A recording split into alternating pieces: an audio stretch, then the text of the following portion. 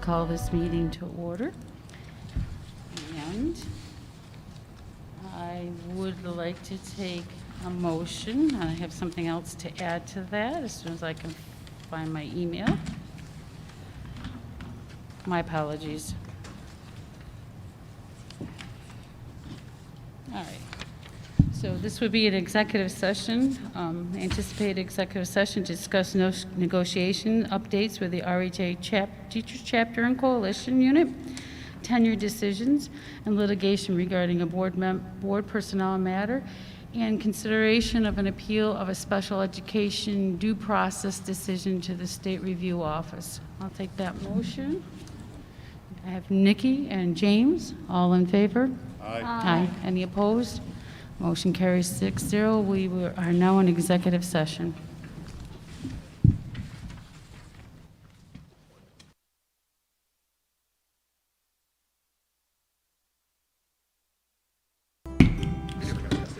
I'd like to recall this meeting to order. Thank you to the audience for waiting for us.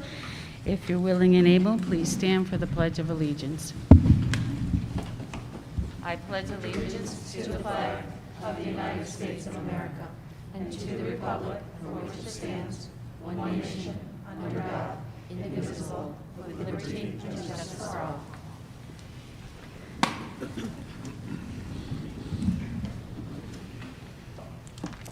We'll start with introductions. Good evening, I'm Diane McBride, the board president. To my left. Good evening, everyone. Bo Wright, Superintendent of Schools. George DeMarto, attorney for the district. Good evening, Nikki LaPlaca, board member. Hello, James O'Brien, board member. Good evening, Pat McHugh, Assistant Superintendent for Human Resources. Hello, everyone. Dina Wilson, Assistant Superintendent for Instruction. Good evening. Andy Whitmore, Assistant Superintendent for Finance and Operations. Welcome, Nell Selm, Assistant Superintendent of Student and Family Services. Hello, May Abdullah, board member. Good evening, Jennifer Laird, board member. Hi, everyone. Karen Flanagan, School District Clerk. Hello, Emery Straczynski, board vice president. Great. Under agenda review, we do have one item to add to the agenda. It would be item 13D, and that will be an action authorizing an appeal to the State Review Officer. Are there any additions, other additions or changes? All right, seeing none. Any announcements? All right. This normally would be a board member report from our student representatives, but they are not here this evening. So hopefully they've been working hard, so maybe they're relaxing for the evening. Next would be the public forum.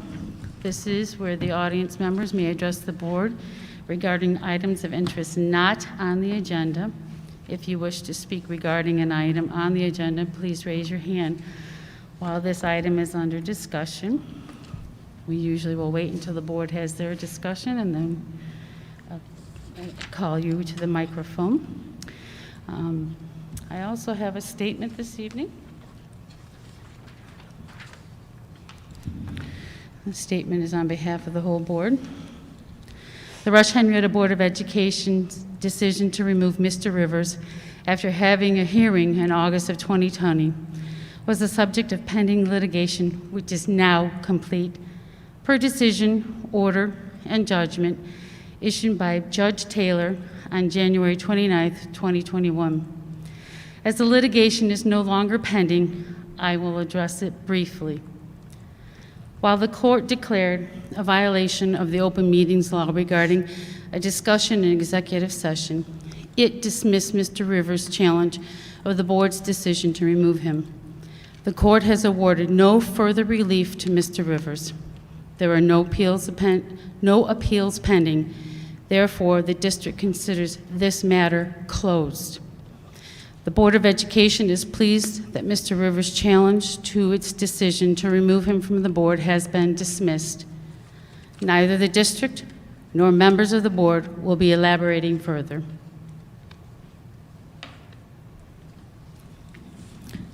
All right, I do have some postcards for the public forum. And first up will be, I have Sheila Buck. Please come up to the microphone. State your name and address for the record, please.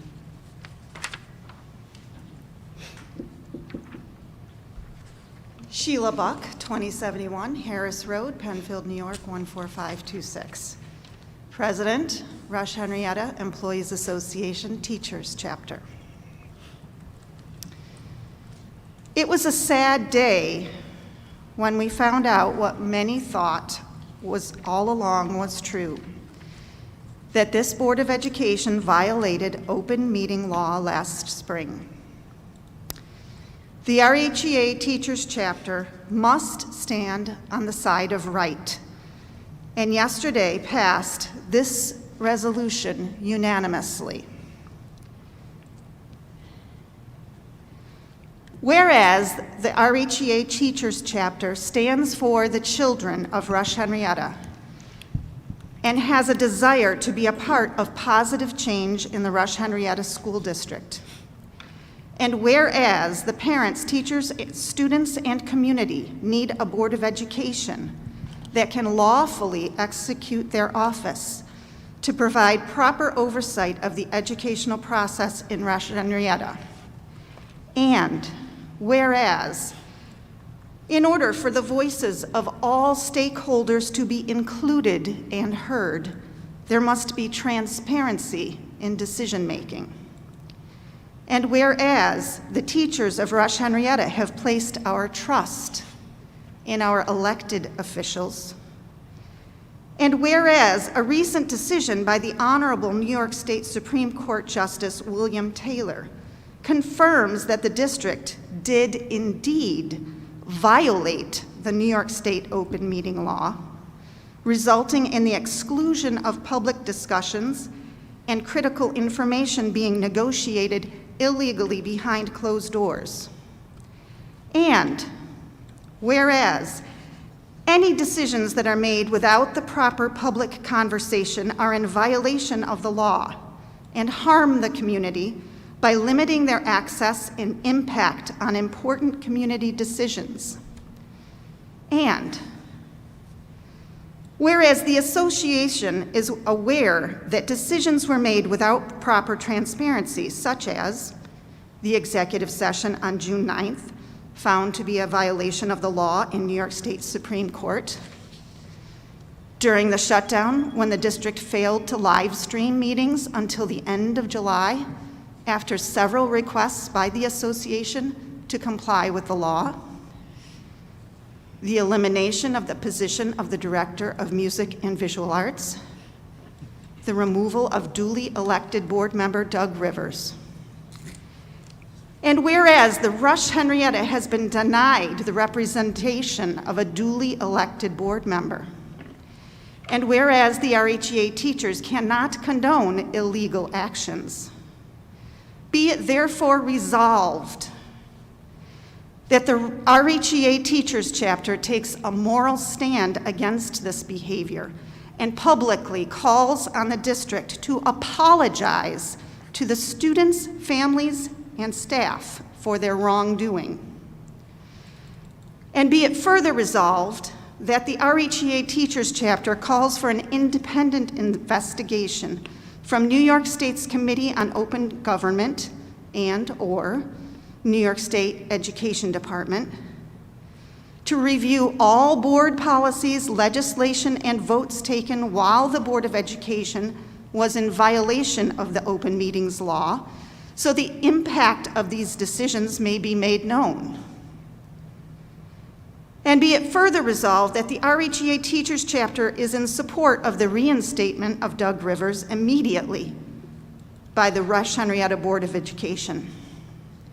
And be it further resolved that the RHEA Teachers Chapter, if the Rush-Henrietta Board of Education fails to act, supports Doug Rivers' appeal to the Commissioner of Education for reinstatement. An illegal executive session was used as the premise to undo an election. Is that egregious, willful wrongdoing by public officials? This Board of Education needs to right the wrong. You need to allow an investigation. You need to apologize to the community. and reinstate the duly elected Mr. Rivers. Greater transparency is needed in decision-making here in Rush-Henrietta, because without transparency, you get corruption.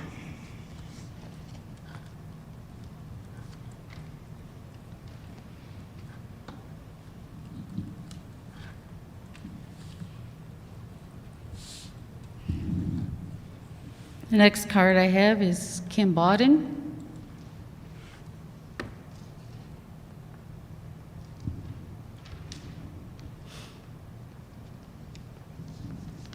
Kim Bawden, 6898 East River Road. You probably already know that last week the CDC director said it's not necessary for teachers to be vaccinated in order to reopen schools. Quote, "There is increasing data to suggest that schools can safely reopen, and that safe reopening does not suggest that teachers need to be vaccinated in order to open safely. Vaccination of teachers is not a prerequisite for the safe reopening of schools." Secondly, a letter last week was written from the Monroe County Department of Health to a person in New York State whose name is redacted. And this is, quote, "The Monroe County Department of Public Health does not explicitly prohibit or permit any of the measures schools have implemented when reopening during the pandemic, including the use of or lack of barriers when physical distancing is not possible. All schools are required to follow guidance issued by New York State Department of Health, and the NYSDOH is the entity that approved all school reopening plans. Again, Monroe County has no ability to permit, prohibit, or enforce any of the measures in school reopening plans. Monroe County only serves to offer support and recommendations as schools implement plans approved by the state.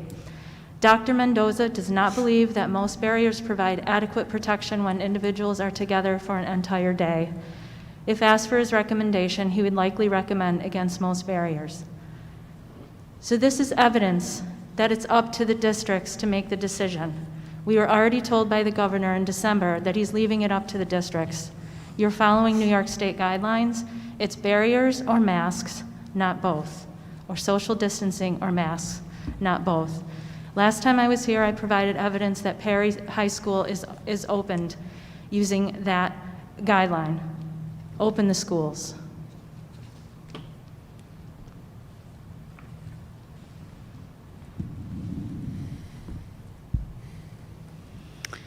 The next postcard I have is Julie Quinn.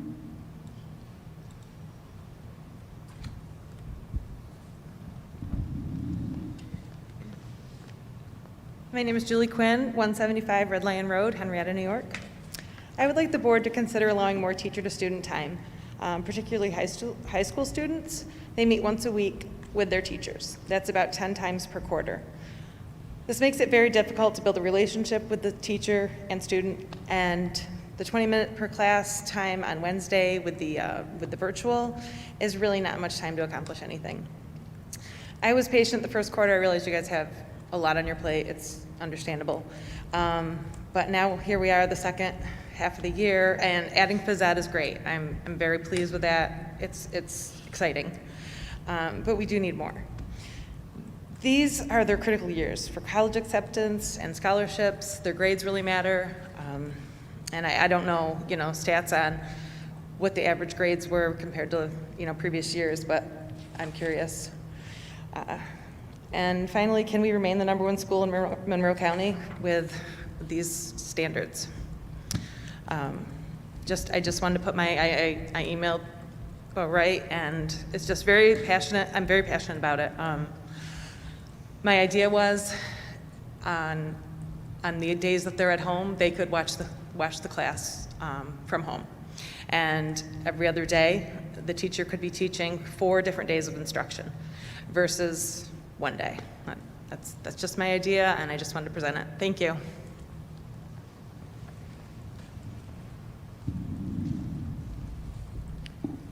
Is there anyone else in the audience?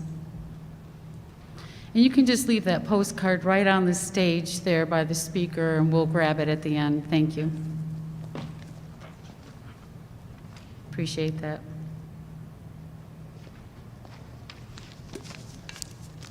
Hi, my name is Dave Stevenson. I live at 69 Gatehouse Trail, Henrietta, New York. According to the Rochester for Educational Freedom Group, the following schools are open. The private schools that are open are Allendale Columbia, Aquinas, Charles Finney, McQuaid, Bishop Kearney, Finger Lakes Christian School. Monroe County schools that are open include Webster Elementary, 5 days a week for 2 hours. Wheatland Chile, 4 days per week.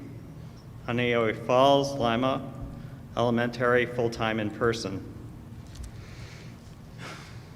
The Finger Lakes region schools that are open include Bloomfield Elementary, grades 6, elementary and grades 6 through 8.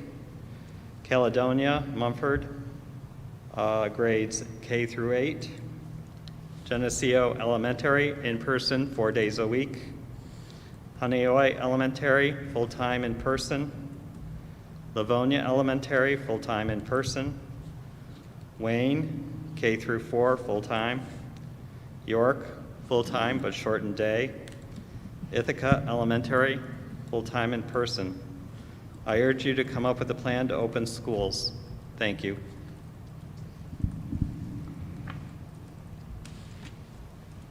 Is there anyone else this evening for the public forum? Thank you all for your comments. This brings us to consent agenda items for routine matters, treasurer reports, budget transfers, CSE, CPSE recommendations, and approval of board minutes. I'll take a motion to accept. Mrs. Lapaka, second. Mrs. Abdullah, all in favor? Aye. Any opposed? Motion carries 6-0. This brings us to personnel actions. We'll take a motion to approve. Mrs. Straczynski, Mrs. Laird, thank you for doing that. All in favor? Aye. Any opposed? Motion carries 6-0.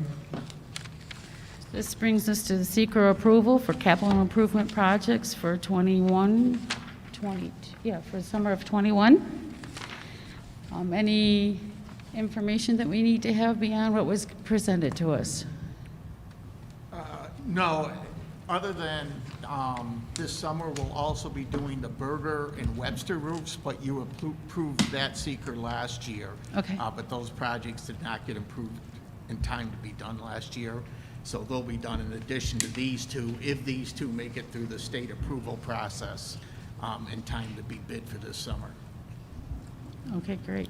I just have a question. With the new lockers at Roth, is that the lockers like in the main hallways, or is that the gym locker? It's just the gym lockers. Thank you. The locker rooms. All right. Any other questions? Okay, then I'll take a motion to approve. Mrs. LaPlaca, Mr. O'Brien. All right. All in favor? Aye. Aye. Any opposed? Motion carries 6-0. All right, this brings us to our workshop on the budget development. Okay, so I'm going to start off by giving you a high-level overview of the budget, and then I'm going to turn things over to Andy to get into the specifics. So, as we've discussed, this is a unique budget cycle, but our goals this year remain the same in terms of budget development. We want our budget to be educationally sound, which means that we can maintain and build on the scope and quality of our instructional programs. We can support enrollment fluctuations in the event that we have to add resources. And we want to make sure that we, within our budget, are able to support district priorities, which this year, once again, center around equity and inclusion, instruction, mental wellness, and special education. We want to make sure that our budget is equitable, meaning that buildings get what they need, and we're able to support equity in terms of student academic outcomes. And lastly, we want to make sure that the budget is fiscally responsible. So that means that we do what we can to control budget-to-budget increases, and that ultimately we propose a tax levy increase that does not exceed the property tax levy cap. As I said before, this has been a unique budget cycle, and in a typical year, we would be very well positioned and feel very good about where we are. We still feel that although there is uncertainty surrounding us, and that uncertainty hinges on the potential fluctuation in state aid and stimulus money, we still feel like we're well positioned. Having said that, we will be dependent on stimulus funding, and this year we can expect a reduction in state aid that's about 5% across the board, plus reductions in some expense-based aid reimbursement, which is centered on special education costs and transportation costs that we won't be refunded for, that we incurred during the pandemic. In 21-22, that could result in a net increase, but that's tied to federal stimulus funding. And I think the worry is that even though we should be well positioned going into 21-22, that if that federal stimulus funding doesn't continue beyond that fiscal year, that it would create a sizable gap for us heading into 22-23. So that's something that we're going to have to keep our eye on. Another variable centers around the Marketplace Mall pilot and what happens in the future with that. Andy will be talking a little bit more about that. And then some other items which have a significant impact on our budget going forward center around what will happen next year. Even though no information has come out about what will be mandated in terms of our instructional program, we expect that we more than likely will have to offer some sort of a remote option. And as you remember, we did add some extra funds in the budget so that we could respond to that mandate if in fact it comes to pass. And the budgeting came in the form of some administrative oversight and some support for technological resources. We know that we're going to have to pay close attention to the cost for extra work, cleaning and disinfecting. That will still be required going into next year, and the continued cost of making sure that our staff, and in some cases even our students, have the required PPE. As I mentioned before, there will be some added costs related to technology and infrastructure if we're to continue to support the Remote Learning Academy in whatever form that takes. And we've incurred significant increases in unemployment costs, especially this summer. Again, that's something that Andy will be talking more about, but I think in those couple of months we spent more than we had the whole year prior. So that definitely has the potential to have an impact on our budget going forward. As you know, our program and service reviews are based upon rollover costs, which will be necessary to provide all pre-pandemic programs and services. As I said before, we anticipate that we will have to offer some sort of a remote option, so we've budgeted for that in the event that it comes to pass. Again, after our initial budget's determined, we'll start working on contingency reductions as necessary. That will be state aid dependent. And again, I just want to underscore the importance of continuing to budget conservatively and to develop reserves, because in difficult years, which in looking ahead, we probably are going to have some difficult years. It's that reserve development that will help us from having to make draconian cuts. And then lastly, as I mentioned earlier, one of our primary objectives is always to minimize the tax rate impact as we develop the budget.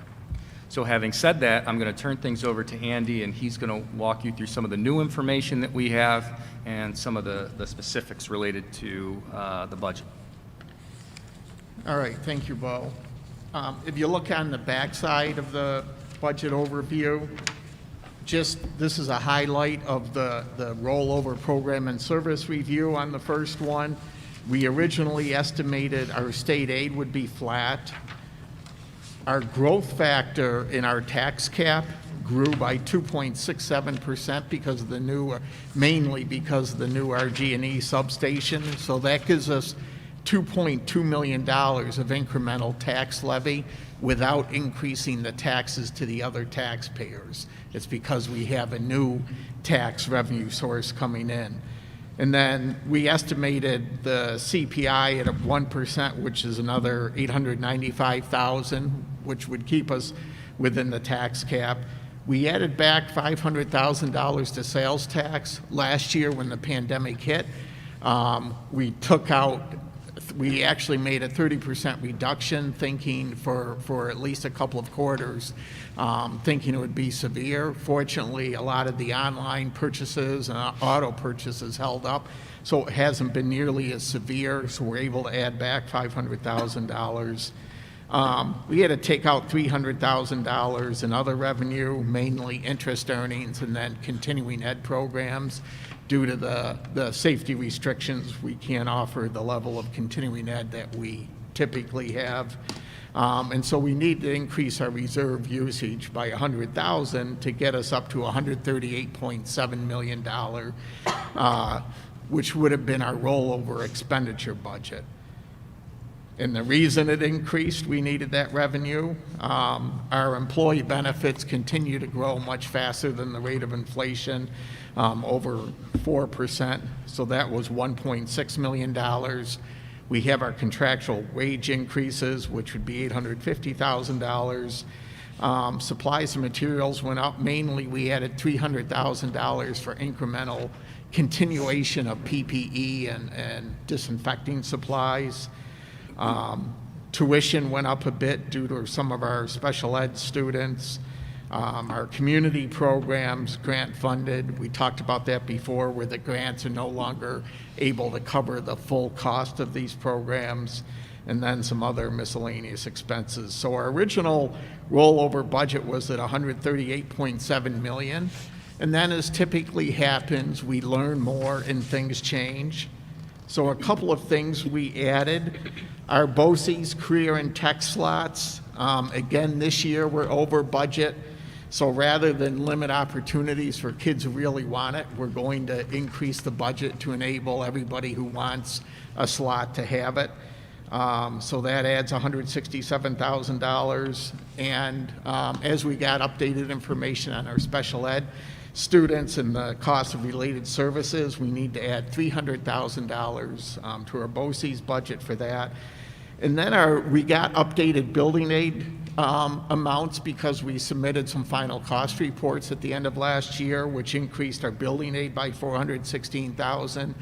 And typically, as you know, the board has designated our building aid to go back to our reserves. So that would increase the transfer to our capital reserve. So our spending is up another $891,000. To support that, the big thing in revenue is our state aid. So as Bo mentioned, this is sort of a mixed story. We're getting a net state aid increase of $2,065,000. So we had budgeted zero. We're getting $2,065,000.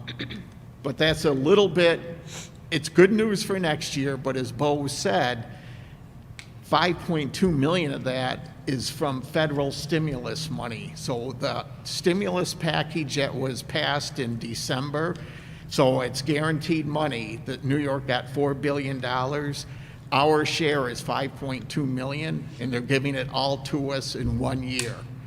So if that money, if new money isn't forthcoming, the following year, that's going to leave us a gap. We'll have a reduction in state aid.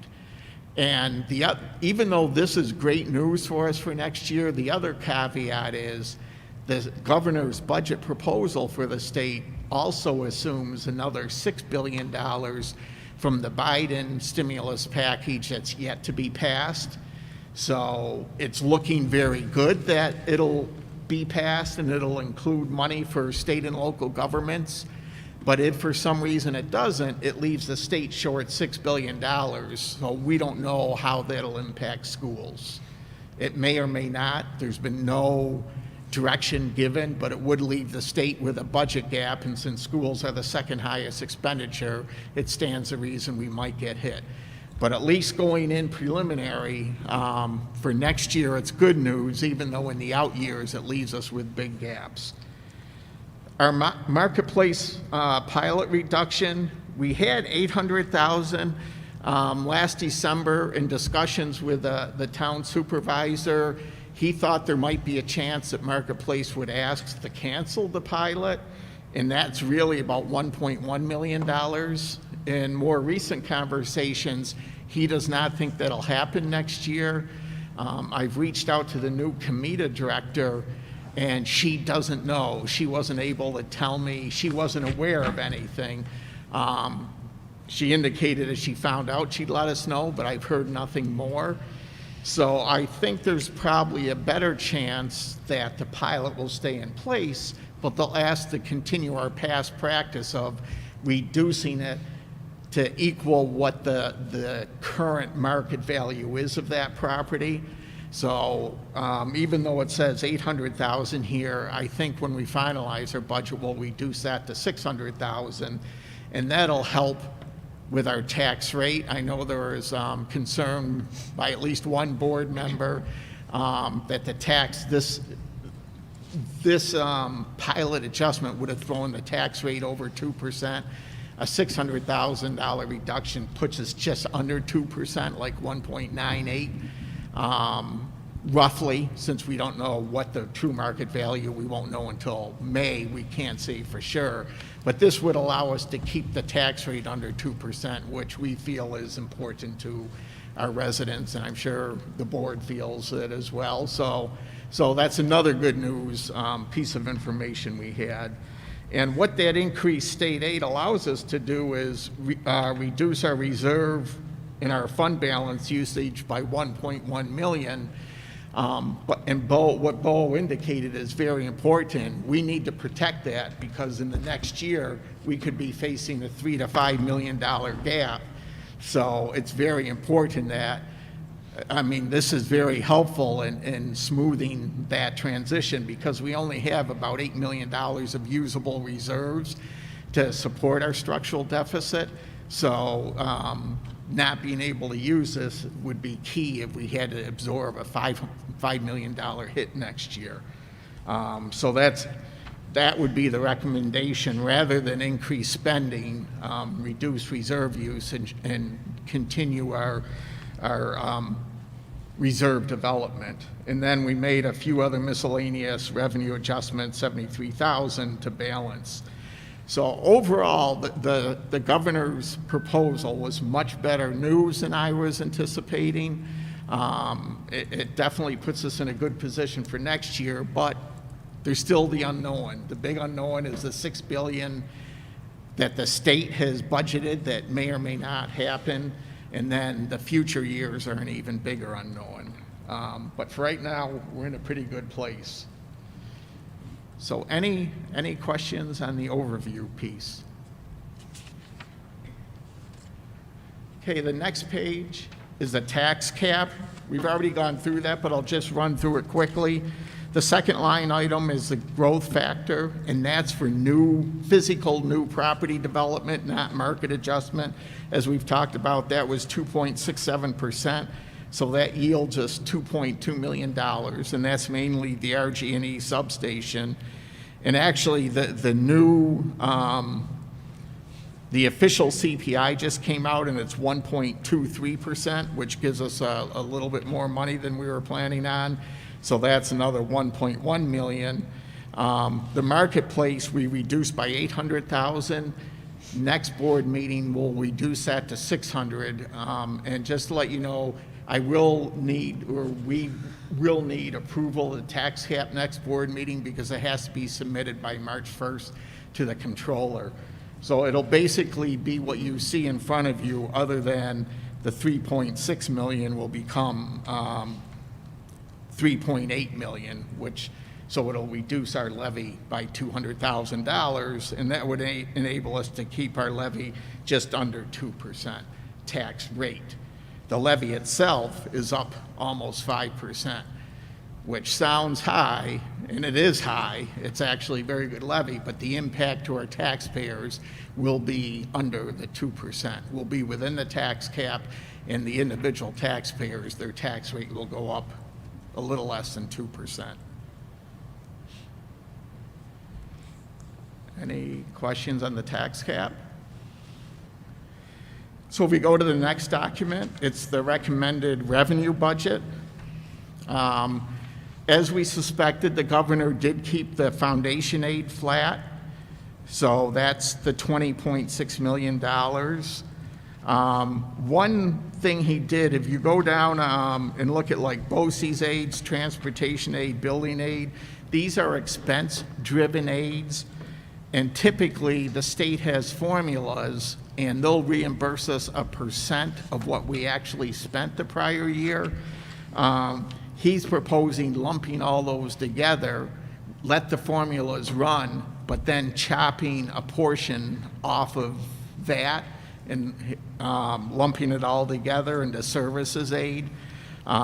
So that's a piece that I know NISBA and NASBA are lobbying hard not to do that. The governor has proposed this the last 3 or 4 years, but the state has a commitment to uphold, so we hope that doesn't end up in the final budget. But we have included in this revenue estimate what the impact of that cut would be. The big thing is, other than that, he let the formulas run, and then you'll see towards the bottom, it's called local district funding adjustment. That's the $5.2 million budget cut that the governor is hitting us with, and then right underneath it, he's offsetting it with federal stimulus money. So he taketh away and he giveth. So that's how we're enabled to have a net $2 million increase, but that's also the risk in future years that $5.2 million will go away. But it is good news for next year. It gives us the $2 million increase in state aid versus the 0 that we originally anticipated. If you go down, our payment in lieu of taxes, we'll adjust that. Right now, it's the $800,000 reduction. We'll reduce it $600,000. We're hoping that'll be worst case for the market value adjustment. The town doesn't currently, their assessor position is vacant, so they're hiring an outside firm to come through and do a market value analysis. So at some point, we'll be asking the board's permission to continue the practice you've approved the last few years, where we allow Marketplace to reduce their pilot to equal to what it would be if they were assessed at the current full market value. But as of right now, that market value continues to decline until, we're hoping in a few years some of their longer range projects will take hold and rejuvenate it. But right now, it's certainly on a decline. And then on the back side, towards the bottom, you'll see the reserve funding. That's where we don't need the ERS retirement reserve, the $1 million. We can reduce that. We propose keeping the benefit and accrued liability and the unemployment reserve funding to support the increased unemployment costs. As the superintendent mentioned, the first few months this summer, we paid almost $200,000 in unemployment costs. In a typical year, we pay less than $15,000. But we have received some good news on that front as well, is the state now is going to start allocating some of the federal money that was supposed to pay half of the unemployment costs. So they're allowing us, they charged us the full amount the first quarter. They're allowing us to take credit for the half in future quarters. So we're hoping that rate of growth will slow down. It won't be $200,000 a quarter all year long. And then our appropriated fund balance, as we've gone through the budget process, we've tightened up. So last year we allocated $3 million. The incremental funding this year allows us to reduce that to $2.7 million. So that gets us to our $139.6 million budget proposal for next year, which is a 3.2% increase. But the good news is it's a lot less dependent upon reserve funding. As you know, reserve is like your savings account. You can spend it, but if you're spending it on recurring cost, when your savings account runs dry and your recurring cost is there, it's going to cause sharper reductions later on. So any questions on the revenue budget? I wanted to ask you about the foundation aid, and I know this is not Microphone, unique. May. I know this is not unique to Rush-Henrietta. Yeah. It's a statewide or at least Monroe County issue. And I'm seeing some lobbying happening, especially with the newly elected legislators or senators. And I'm wondering if is it a lost battle? It's not worth even the effort? It's not going to yield any results? Pushing it forward? Yeah. Or is it something that it's worth considering that it's going to get us some money out of the governor's budget? I think it's a low probability. We've been lobbying for that for a number of years, even before the pandemic hit and all the economic problems that caused. The reality is the formulas for the foundation aid would drive us, as well as most other school districts, to a lot higher level than they've been giving us, but the state doesn't have, or at least doesn't want to allocate that amount of money that the formulas drive. So we've been underfunded for a number of years, probably to the tune of roughly $5 million a year from what the formulas would give us. And that's been a problem long before the pandemic, so I think it's even less of a probability with the pandemic. So, you know, if I had to focus, I would focus on the reimbursement aids, like the transportation and the BOCES that he wants to cap and cut. But it's always good to keep the foundation aid in front of them as well, because that was a commitment that the state made in reaction to a lawsuit that they've never fulfilled. Yeah.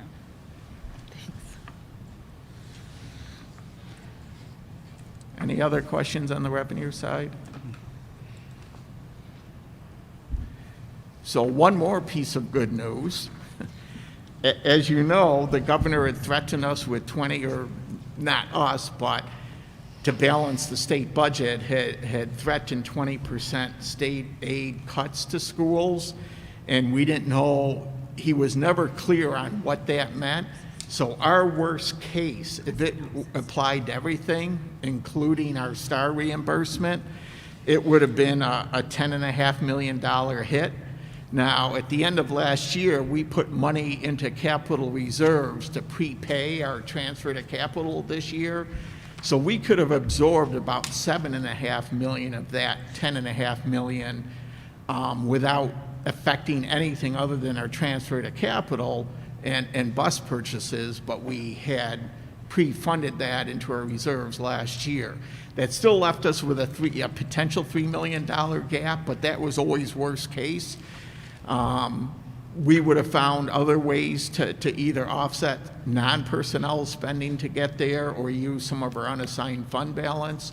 But the good news is we don't need to, because they've restored what we've been promised. We haven't seen the dollars yet, but what we've been promised is that the 20% they withheld from money they owed us from last year, they'll pay us in full. The state grants, such as UPK, that's the biggest, they'll pay us in full. And the other reductions will only be 5% rather than 20%. So that was great news.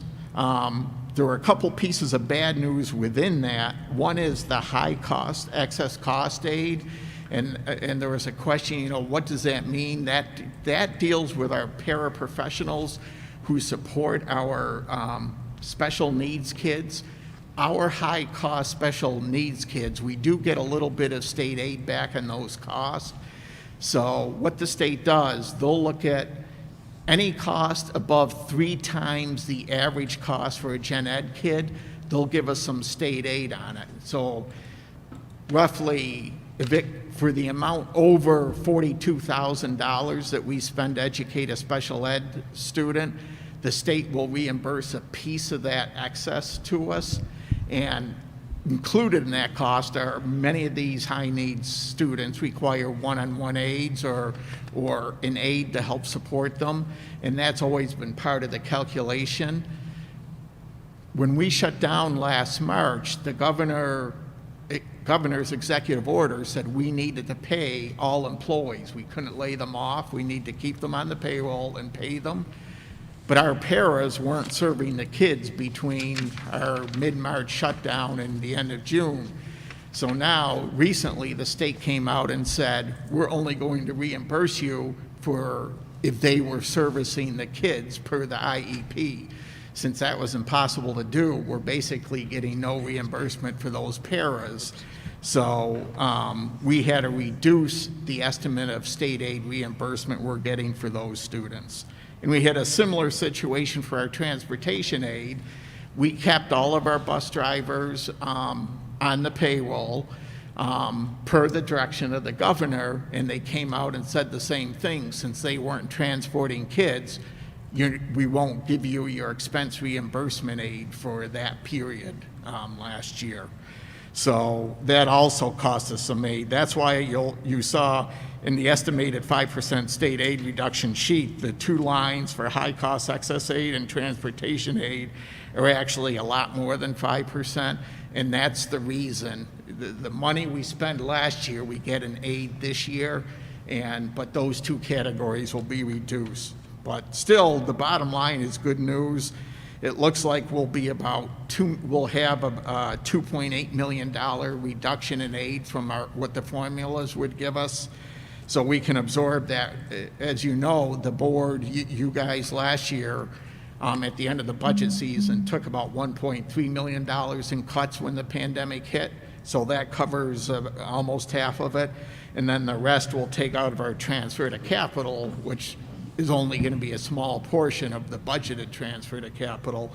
So we can absorb both of those and have no impact on staff or programs this year. So that was very good news as well. So any questions on that before I get to the last item? So the last item is just the first blush of our budget propositions, and it is pretty simple this year. The first proposed proposition is the normal requesting authorization from the voters to expend $139.5 million on our proposed budget. And then the second line item is our typical bus purchase, $2.4 million. We replace our large buses roughly every 10 years and our smaller buses every 7 years. And so this would continue the cycle. And at this point, we're not proposing, because of the uncertain economic times, we're not proposing a capital proposition this year. So our initial look is just those 2 propositions. So that concludes the budget presentation. Any questions? To be continued. Yes. Thank you, Andy. All right, this brings us to the first read of district policy, regulations, and exhibits. And just pulling mine up. We'll do our usual. I'll call out the number. If there's any concerns or changes, flag it so I can see you, and then we'll talk about it. First one up is let's see, it's policy 100. Okay. Policy, this is a new policy 105. Okay. New regulation 105-R.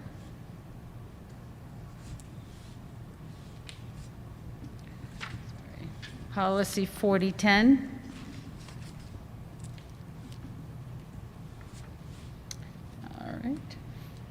have Regulation 4020-R.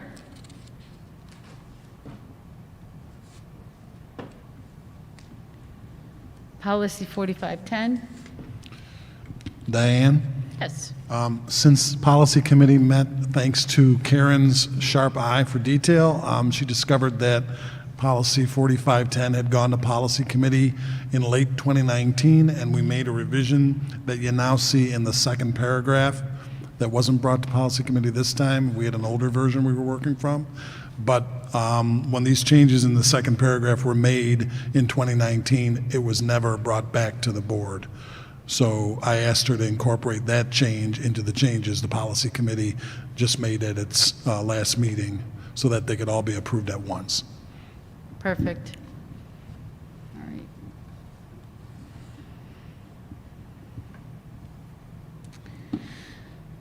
Policy 5465. 5465-R.1. Basically rewritten. Thank you, Nerland. Yeah.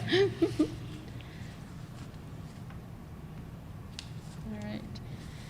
5465-R.2. That was 5465-E.2. It too is a very major rewrite. All right. There's a 5465 E.2 behind it to be deleted.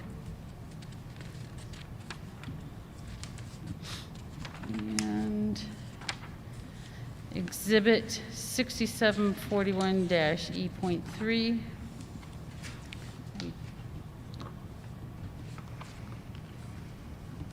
And 6831-R. 6831-E.2. 6900-E.3, that's to be deleted. And the new 6900-E.3. And 7360. 7500-E. All right, these will go to the next meeting for our second read.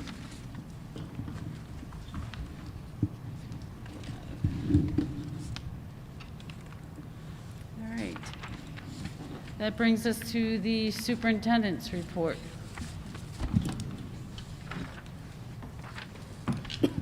Okay, there were two items which were submitted as written reports, one being the Professional Growth Fellowship application and the other being the Fiscal Stress Designation. Are there any questions on either of those reports?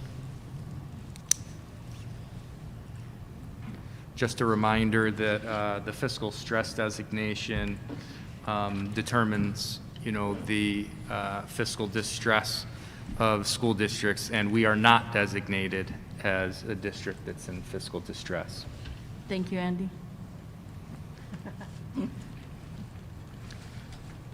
A few updates and reminders. First and foremost, as you know, we, over the course of the past couple of weeks, had to move approximately 300 students between instructional models,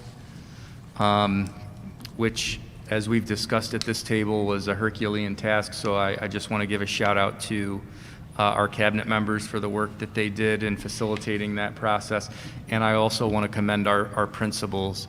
There was a lot of hard work involved in those transitions, and I think they were very thoughtful in their approach. And it made it, I don't want to say it was easy, but it made it certainly easier. So thank you, and thank you to our principals as well. We talked a little bit last meeting about vaccinations, and I don't have a whole lot of new information to report. I mentioned that we were trying to work with the Department of Health to come up with another solution to the way that they were distributing the link. There were a number of educators in the county that were competing for just a few slots That's still an issue simply because they don't have the doses or the manpower, which is why it's so difficult to get an appointment, why they don't have a lot of sites set up. But one of the things that happened in the last couple of days, which I think is worth noting, is that they did take some of our feedback into consideration.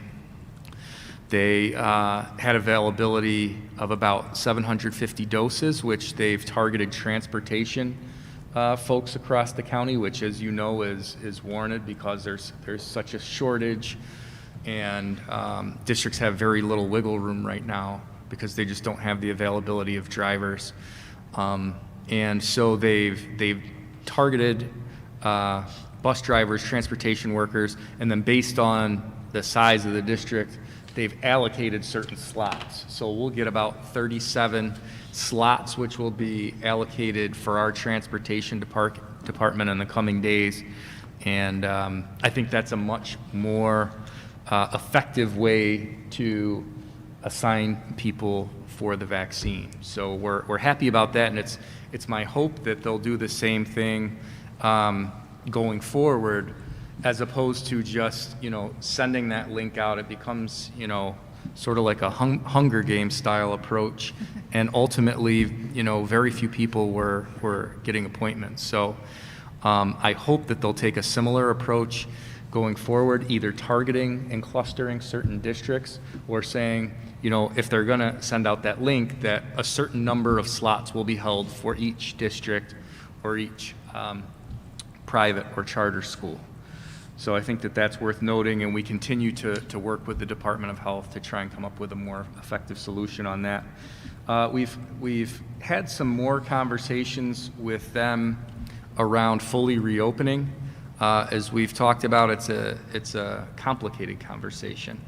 We've looked internally at some of the things that would have to happen in order for us to open fully prior to the end of the year.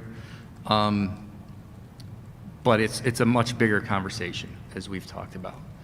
Some of the guidance that is decided at the state and even local level would have to change. And we did, as a superintendent's group, meet with Dr. Mendoza and some of his folks today. And ultimately, until that changes, we're sort of held in this pattern where we're not going to be able to move. So we're going to continue to have these conversations, and that's what we're committed to and working toward.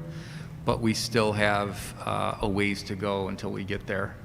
And as I said before, it's not about, pointing fingers, saying, well, that's a superintendent's decision or that's a Department of Health decision. It really needs to be a collaborative conversation. And like I said, it's a very complicated one, but certainly if we can bring kids back safely prior to the end of the year, then we would be interested in doing that. So more information to follow. I am going to send out an e-news later in the week just to update the community, because I know that you're getting a lot of questions and I'm getting a lot of questions. So we're going to try and update folks this week. Lastly, I just want to remind everyone that the Parent Leadership Forum will be on March 4th. The format will be very similar to the way that it's been done in the past. However, it will be done in a virtual format. So we will be emailing information regarding that, requesting RSVPs, and using that to help organize the event. As you know, by then we'll have the information from the parent survey, which closes at the end of this week. And we'll be sharing that information, and then after the Parent Leadership Forum on the 4th, then we begin to use the feedback that comes from our parent leaders to shape the parent engagement priorities for the upcoming year. Any comments or questions on anything that I discussed? Then that concludes the superintendent's report. Thank you. All right, up next is new business. The first item is reviewing the board goals. We typically do that around the same time as we review the superintendent's evaluation. So I had that put into the packet. It's obvious some of the things we really can't be working on because of the pandemic, we're not able to go into some of the buildings and some of the items that we normally do.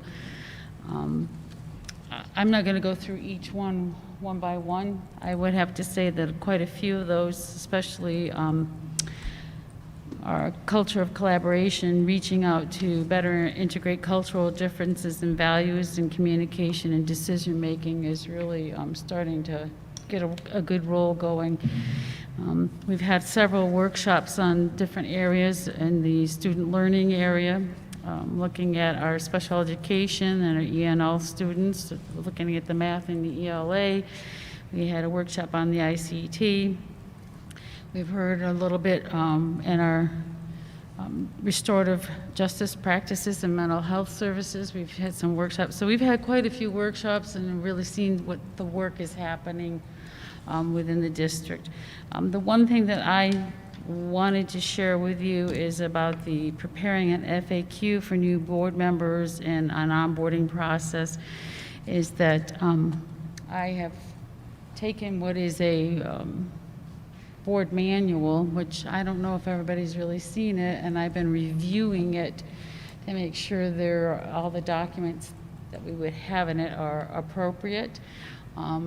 I would suggest that if anybody had any thoughts of questions that you had when you first came on, that if you want to share those with me, so I can make sure that manual is up to date, and to review our onboarding process. We can take a look at those items in the future. We don't want that to slip by. The other pieces that I noticed under resource management that I don't even think are on the horizon for a while are the athletic facilities long-range plan and the former Good Shepherd school site. That's just, we're not in a place to really be looking at that plan, I don't think, right now. We're just trying to recover from a pandemic and getting everybody back to school. But if anybody thinks otherwise, please say so, and we will put that on a future agenda. Any other thoughts about our board goals, anyone? All right, keep working at it. Next up would be the board budget that was listed in our packet for us to give us an idea of what our piece is in the budget. Any questions on that? Again, we really aren't traveling right now, so it really doesn't change much. Hopefully, in the future, we'll get back for some outside professional development. Item C is the equity book studies / circle. We have recently presented to us from our Director of Equity and Wellness things that have been happening in the district. The district is doing the 10-day equity journey, and we're all participating in that. Can't quite get to all the resources, though, which is, I think, a really great thing. There's just so much to look at and so much to help us with our growth and following the district. I know that a couple folks have expressed a desire for us to have a circle that she offered up to us, and the book study on the white fragility. I'll let the superintendent make other comments. Sure. I think in terms of tonight's discussion, what we would really like to know is what you really would like to focus on, because that will sort of dictate how we structure the circle. And I think that we could look at the circle as a nice segue into a book study. So, as I said, what we need to get a sense of tonight is what you're really looking to get out of that first circle.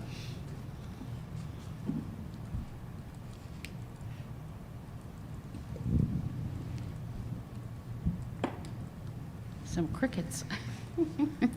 If you don't have any ideas, we can come up with a plan. That's what I was going to say. Write down some ideas for you. Right. And we can send that to you to see if it meet your needs.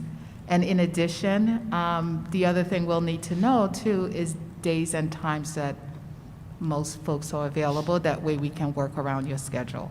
So, but we'll definitely have some proposals. We have ideas. We wanted to see if you had any thoughts first. I guess the question is how much time do you think we would need for this first circle? I think that would help folks trying to look at their calendars because I'm assuming we're talking about away from a regular board meeting. Correct. We usually like to have 4 sessions. So I would say about an hour to an hour and a half per session. Okay. So in a given month, 4 times. 4 times? Yes. All right. That way we have great opening and an opportunity for great closure at the end. Might it make sense, Diane, to leave this on the agenda for next meeting, and then we could submit a proposal that we Yes. could discuss at the next meeting? Yeah. And everybody look at your calendars, look at what day of the week works the best for folks and a time frame. I know some of you have later in the day getting out of work schedules, so we want to be considerate of that as well. All right? So day and time, they're going to bring back a proposal, some ideas, which I'm really okay with because I want it to be genuine like it's been with our staff, go through the same process. All right, then that will come back to us at the next meeting.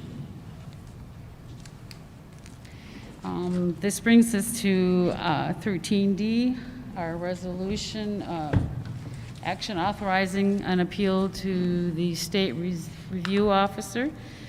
Do I need to read the whole thing, George, or can I just take a motion? George? Do I need to read the whole resolution, or can I just ask for a motion for the action for the state review? There was a resolution in the, Okay, but I don't need to read that. you don't need to read it, just call Okay. for it. Everybody's seen it. Thank you. Yep. All right. So,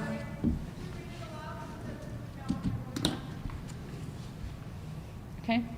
All right. So this action is authorizing an appeal to the state review officer. Resolved that the superintendent be and hereby is authorized to proceed with an appeal to the state review officer from the decision of the impartial hearing officer dated January 29th, 2021 in the matter of KB SED case number 527745. I'll take a motion to approve. I have Mrs. Laird, a second. Mrs. LaPlaca. All in favor? Aye. Any opposed? All right, motion carries 6-0. This brings us to board member reports. Sorry, I'm just moving some papers. The first up is the Equity and Inclusion Steering Committee. And it was actually me. It was another great meeting. We opened up with our circles, but we did it in our breakout groups, the groups that are work groups that we be in. And I think that really helped facilitate speeding things along, because instead of trying to do 50 people in one circle, we were in smaller groups, which also brings the groups closer together in their knowledge of one another and that connection that you really like to have when you're working with folks. Then we did do an update on the student focus groups. It was an introduction for us into coding, which was really exciting. Some people didn't get into it, but I really did. Looking at the data and the comments and how to code that. I really enjoyed that piece. Then we went into our action planning, continuation, and looking at the guidelines. We still need more time because everybody's really getting into it and driving down those action plans. And then we had a share-out group. And then Kiana Reeves Campbell, I love her, had closing thoughts and utilized a quote and kind of left everybody still happy and excited about the work that we're doing. So that was the equity inclusion. You have anything to add to that, Nerlon? No, that was perfect. Okay. A lot of conversation about Amanda Gorman and her poem that, just was very exciting for everyone. Next up is the Monroe County School Board Executive Committee. I thought I had these in order, but I did send you all, I think, the minutes from that. And we, with our Zoom meetings, they're going faster and faster, so I appreciate that. Just kind of everybody reported out, the executive director, all the work that she's been doing on behalf of our County School Board Association. She's doing great work on a whole slew of different committees, advocating for us in so many ways, between state aid to, other things in the county with regulations and requirements. And then we did have an executive session to discuss her contract. And quite honestly, everybody's just very happy with the amount of work that she's doing for us. And that was the executive committee. Next up is the District Safety Committee. That's me. So it was a very informative meeting. I attended on behalf of Anne Marie. She was greatly missed at that meeting. And Mike Palladino introduced the new fire chief, who shared with the committee that there is a new fire station at the corner of Erie Station Road, which would help decrease the amount of time, the response time, which people were happy to hear about. He also talked about how that would help because they're seeing or experiencing a lot of mental health calls, and hoping that the faster response time would help get to folks quickly. Mike also introduced the new nurse practitioner, and she joined the meeting and she introduced herself. Mike Dinsmore talked about there's things look different now, but they're still trying to connect with students, reading to them virtually, and because they wanted to keep the tradition going. Chuck Marshall shared that it was a quiet winter, except for the last couple of days before the meeting where we had a ton of snow. But otherwise, everything is under control. Facilities can also thank the town for their effort after the storm, or after the ton of snow we got, clearing the road. And he talked about the file school. The health office work is still continuing. He talked about the replacement of the 3 lifts in 3 buses. They got new lifts, and the staff were very happy about that. He also shared a poster that I wish I had a copy of, just warning folks when they leave buildings that they need to be careful walking out, because people sometimes rush out. And it had a picture of a penguin, and I thought that was very cute because it says, "Walk like a penguin," just people so they don't slip and fall. They also talked about how the buses are getting. That's actually Shirley shared that they're updating buses with new GPS devices, which is. The old way was for them to look at the paper, to look at the route, especially if they're going in the new route, which is a huge safety issue before, and this would help eliminate that. What else I have? Bonnie talked about the food pantry. It's up and running, and they're serving 42 people a week. And they're working with social workers from different school district around the district to help them get more folks to come in and benefit from the services. So they will help them identify folks who need the help, and they would make arrangement if you don't have transportation to get to the food pantry. All you have to do is call the office, and they will make arrangement to deliver food for you. We had the wellness director, Diane, shared that there's an upcoming wellness workshop It's called Fostering Mental Health and Resilience in Children and Families During Challenging Times, which is scheduled for March the 3rd at 6:30. It's facilitated by someone from U of R, and folks are going to have an opportunity to ask questions and hear the presenter. What else? So, and she shared about the Code of Conduct new stakeholder committee that started. They're gonna review the Code of Conduct and present their findings afterwards. Health services, the district continues to offer testing every Wednesday, and there's one more, I think I missed that one. If it's every Wednesday at the talk, and We have it in the buildings. Okay. And then we also have it Wednesdays at the talk for the Yes. other buildings that are not school buildings. Yep. Okay. Mike talked about the new flip charts. I think that was great that they updated flip charts and they distributed them to each building, and they're updated with each building's unique needs. So, and he's offering to walk people through them and how to use them. It has emergency phone numbers and emergency procedure.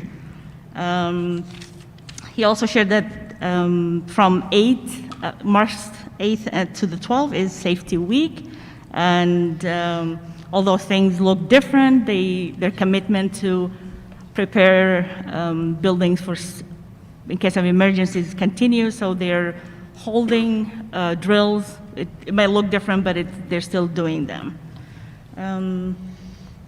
The next meeting is, I think, April 15th, so that's it.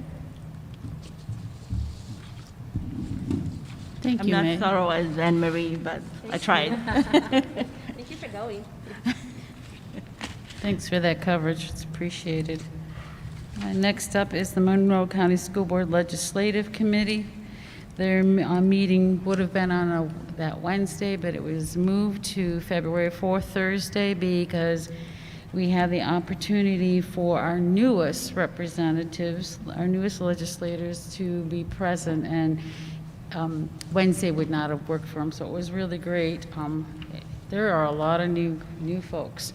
So it was an opportunity for them to speak to us for a few minutes, and then we presented the priorities that we all have regarding our concerns and our needs. They're a very eager group. No, you weren't there. I was to say, I was looking at the superintendent to say, weren't they were really excited to hear what our needs were. Now, well, I don't think they're going to be able to change everything that we would like right away, but they're very eager to work hand in hand with us. Some of the comments, I forwarded you to the minutes, but some of the comments I thought were really kind of great. So they saw the need for multi-year planning. They want to help try and restore funding to previous levels, and then with an increase to meet more than just the cost of living. Because really the budget is a breakdown of priorities. And right now a lot of our priorities are around mental health and drug abuse and addiction, and to change formulas and to use them appropriately. They were really supportive of our ask about not combining the aids, so they seemed interested in trying to help us with that. What I just got this afternoon and haven't had the chance to forward to you is there was also conversation about getting information sooner versus later on our budget and school board votes. And one of those was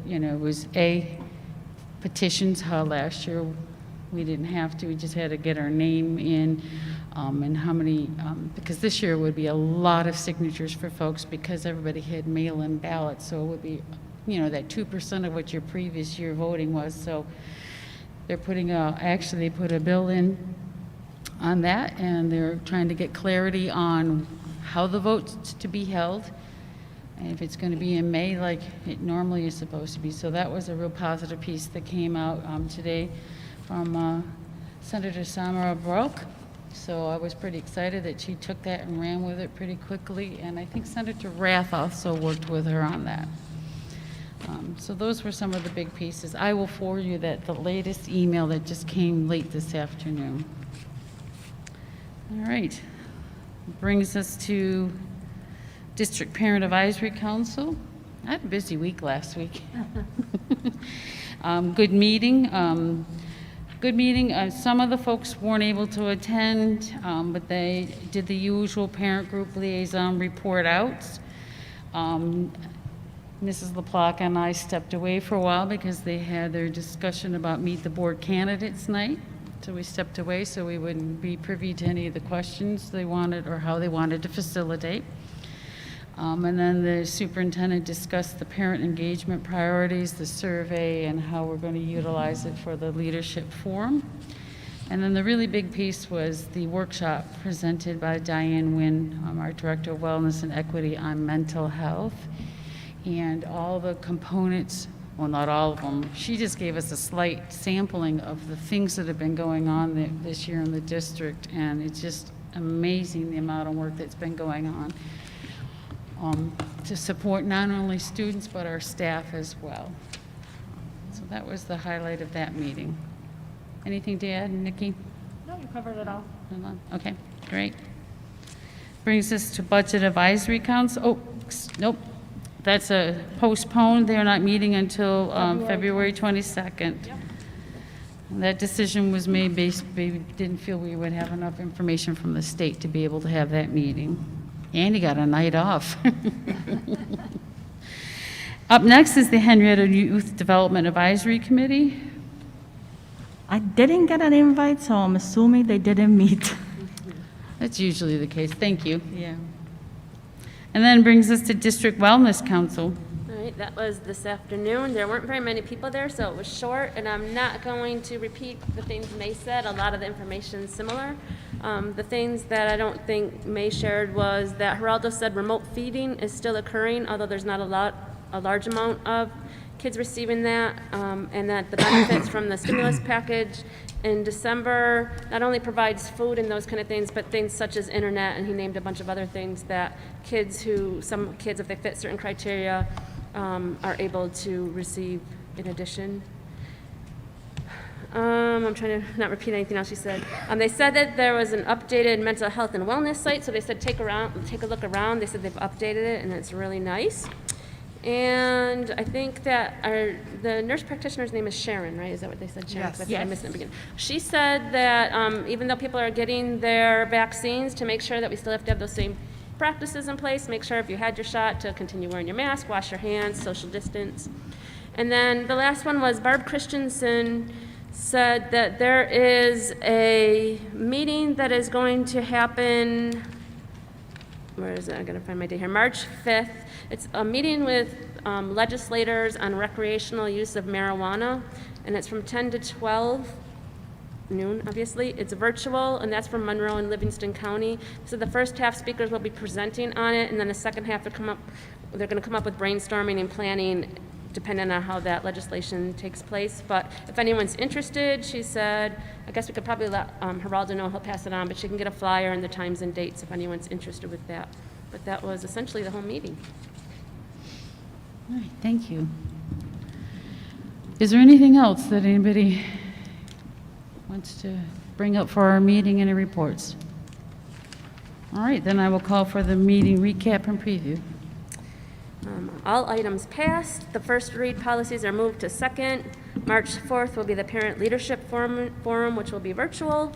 Any questions? I'm sorry. What time was that? I'm sorry, I didn't catch it the first time. What time is the parent forum?